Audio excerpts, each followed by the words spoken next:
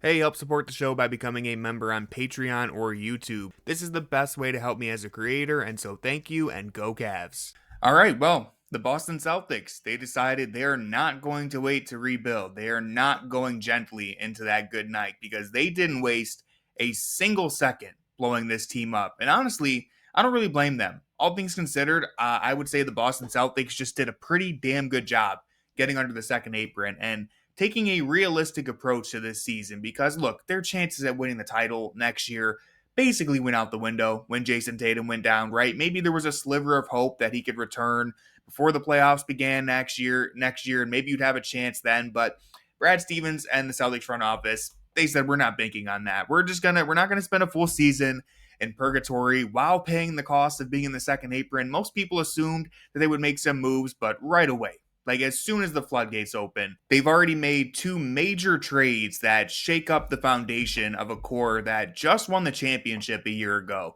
So we'll get into the specific trades, but I want to say off the bat, Kristaps Porzingis, yes, he was an important member of the team, and it did help put them over the top, but let's be real. Did it really mean that much to them in all seriousness? Like Porzingis, when he was healthy and available, he was their cheat code. It was the thing that was supposed to put them way over the top where no team could really compete with them, but they essentially won the title without him last year, right? He was injured throughout basically the entire run. He's never been available consistently for them. So getting off of Kristaps, it probably wasn't that difficult of a decision for them to make. And look, trading Kristaps for George Niang and a second round pick is a little tough, but the overall goal was to duck the second apron, and really they decided just to rip the band-aid off. And I think this level of urgency could pay off for them because now I'm assuming, and I could be wrong, keep in mind I'm recording this right after the news dropped, but I'm assuming that this means both the Jays will be back in Boston then because they can afford to keep them both, I believe, right? And so basically the Celtics, they cut their losses, they get under the second apron,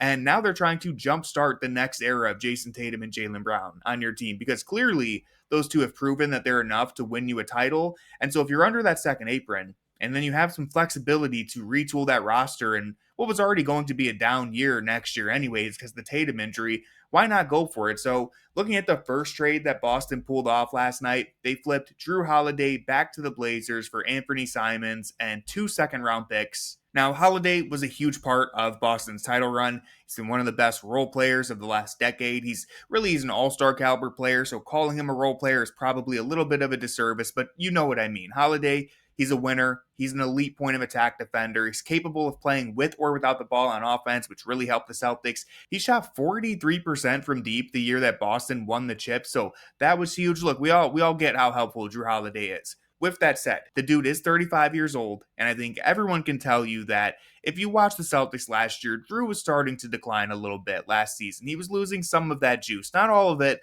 but it was noticeable. He wasn't quite as effective, and so they traded Jrue for a player in Simons who is 26 years old, and he's a flamethrower from deep. Like, Simons is going to give Boston another offensive weapon that suits the way they like to play in terms of shooting a lot of three-pointers and will really help them cover up some of what they're going to be missing next season with Tatum out all year. Of course, he's not going to, recoup all of what Tatum gives you, but Simons will help a lot. So I also think that Simons, who is relatively an unpolished player, could really start to put some of the finer aspects of his game together in Boston. Now that he's in a more coherent system that will probably get the best version of whoever Anthony Simons can be, I think the Celtics will be able to develop that. So overall, I'd say this is a great move. Look, the Celtics, they got a lot worse on defense. Simons is a below average defender, and he'll be replacing an all defensive guy in Jrue Holiday, so that's not good. But I think most people were pretty surprised that the Celtics were able to get a player as talented and as young as Simons for an aging Jrue Holiday when really everyone knew the Celtics were trying to trade him. So we didn't think there would be that much leverage for them in negotiations, but this was a great move. The other trade that they made today, which was the Porzingis trade, I would say is a lot less exciting. But again, I think they're just ripping off the Band-Aid here, right? Like they're not really going to get better by flipping Porzingis for Niang, but they had to get off of KP somehow. And they wanted to get below the second apron. And so not only does this get that job done, but it gives you a player who, in all fairness to Niang, like, look, this is a Cavs channel. I don't have to tell you what the Niang experience is like. It's not always fun, but he's a guy who can play 82 games and help you during the regular season for sure. He also spaces the floor and fits Boston's scheme, at least on offense. Again, that defense, it's getting real sus. The Boston defense is getting real sus with Simons and Niang now. We'll have to see how the Celtics navigate the rest of the summer and next season, since they've kind of opened up some doors that were closed to them before. But I still think this was the right move for Boston, right? Getting out ahead on this, nailing the deal with the holiday trade, and then kind of taking a little bit of a hit for the sake of financial freedom and flexibility with the Niang pickup. But hey, that's just the name of the game with this new CBA. So that's just my quick thoughts on what the Celtics did. I think overall, this was two successful trades. I think they'll be competitive next season.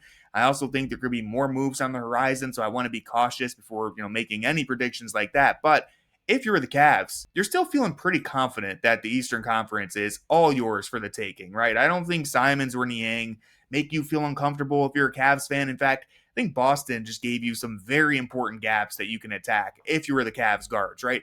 The perimeter defense, Boston's perimeter D was really tough on Darius and Donovan in the last few years, but now there's some breathing room there. So I think the Cavs are still looking at an Eastern Conference that is wide open to them, with no one who I would say should be firmly ahead of them anytime soon. And that's really exciting if you're a Cavs fan. But that's all I have for this video. Thank you for watching. If you're not a Cavs fan and you just stumbled across my channel, then please consider hitting subscribe for some more NBA videos during the offseason. Leave a like and drop a comment on your reaction to either one of these trades. And with all that being said, go Cavs.